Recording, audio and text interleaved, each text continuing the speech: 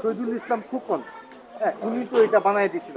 জি, শহীদুল ইসলাম খোকন আমার ড্যাক টাক কিনে দিয়েছিল তখনকার দিনে 14,000 টাকা দিয়ে, পিতলের ডাক।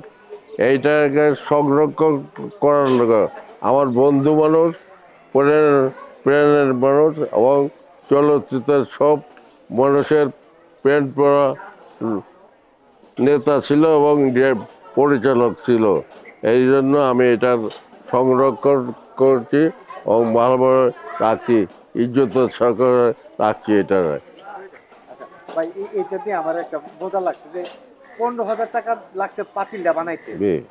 আপনার বন্ধু, আপনার বড় ভাই, হ্যাঁ, এই শহীদুল ইসলাম খোকন এটারে দিছে। এটারে সম্মান করে আপনি একটা মিনার বানাইছেন। জি, হ্যাঁ, মিনারটা বানাইতে কত খরচ হয়েছে? মিনারটা বানাইতে আমার প্রায় 2.5 লাখ টাকার মতো খরচ হয়েছে।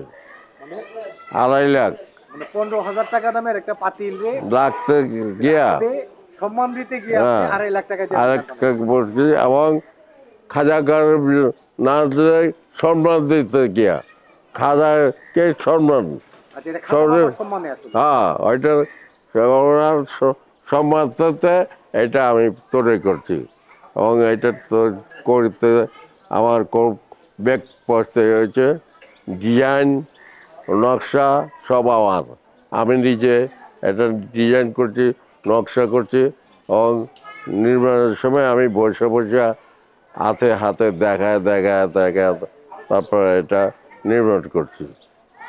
এদিকে যে টুকটাক টাকা পয়সাগুলো আসে, এদিকে কোনো দাম তো হয়, হ্যাঁ।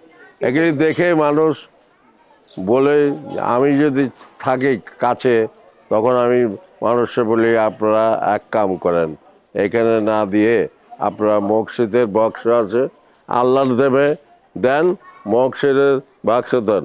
তো মানুষ অবুঝ, মানে বুঝে না, মন মানে না, ওই টাকা দেবে। তা ওইখান থেকে 10 টাকা, 5 টাকা, 20 টাকা যাই আসে এটা আমি আরও মিস করে মিলিয়ে ওইটার নামে প্রতি সপ্তাহে বা এক মাসে এটার খাজার নামে সিন্নি করি। ভাই, এই যে ওনার সঙ্গে একজন সঙ্গে কথা বলতে গিয়ে যেটা জানলাম, ধরেন যে প্রতিদিন 100 মানুষের ইফতার, 100 মানুষের সেহরি, তারপরে হচ্ছে যে আপনার বিভিন্ন দুস্থ মহিলাদেরকে দিয়ে দেওয়া, তারপরে হচ্ছে যে খাবার খাওয়ানো, এইগুলোর জন্য আসলে অনেক বড় একটা ফান্ডের প্রয়োজন হয়। হ্যাঁ, এই টাকাটা আপনি সংগ্রহ করে